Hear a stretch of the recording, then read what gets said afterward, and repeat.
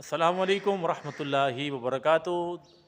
دوستو، امید کرتا ہوں میرے فیملی ممبر جو ہیں وہ سب ٹھیک ہوں گے اور خیر خیریت سے ہوں گے۔ اللہ پاک سب کو خوش رکھے اور اللہ پاک سب کو سلامت رکھے۔ میرے بھائیوں، میری بہنوں، اگر آج آپ آواز یہ اٹھا سکتے ہیں تو ضرور اٹھائیں، کیونکہ اسلام آباد کی مسجد مدنی جو ہے وہ شہید کر دی گئی ہے۔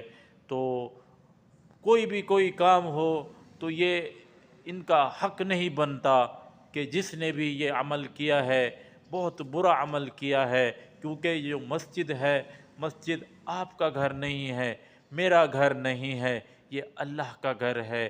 تو اللہ کے لیے تو سوچو میرے بھائیوں، یہ جس نے بھی عمل کیا ہے، جس نے بھی یقیناً پیسہ لے کے ہی کیا ہے نا، تو میرے بھائیوں اللہ نے رزق کا وعدہ کیا ہے۔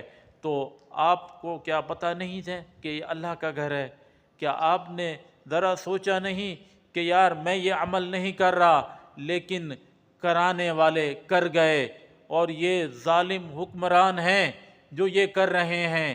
تو میرے بھائیوں، آپ لوگوں کو اٹھنا چاہیے، تو آپ لوگوں کو آواز بلند کرنی چاہیے کہ جب اللہ کے گھر کا جو نہیں سوچتے تو وہ کل آپ کے بارے میں کیا سوچیں گے؟ جب اللہ کے گھر کی حفاظت نہیں کر رہے تو سوچیں ہمارا کیا ہوگا، آگے کیا ہوگا۔ آج اگر ایک مسجد گرائی ہے تو کل اور بھی گریں گی۔ اگر آج ہماری آواز خم ہو گئی، آج ہماری آواز پست ہو گئی، تو میرے بھائیوں پھر کوئی بھی نہیں اٹھے گا، پھر یہ مسجدیں گراتے جائیں گے۔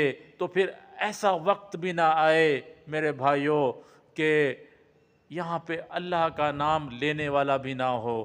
تو حدیث کیا آپ نے نہیں سنی کہ جب اس دنیا کے اندر اللہ کا نام لینے والا نہ ہوگا تو پھر قیامت آ جائے گی؟ جب اس دنیا کے اندر علماء نہیں ہوں گے تو قیامت آ جائے گی۔ جب اس دنیا کے اندر اللہ کے ولی نہیں ہوں گے تو قیامت آ جائے گی۔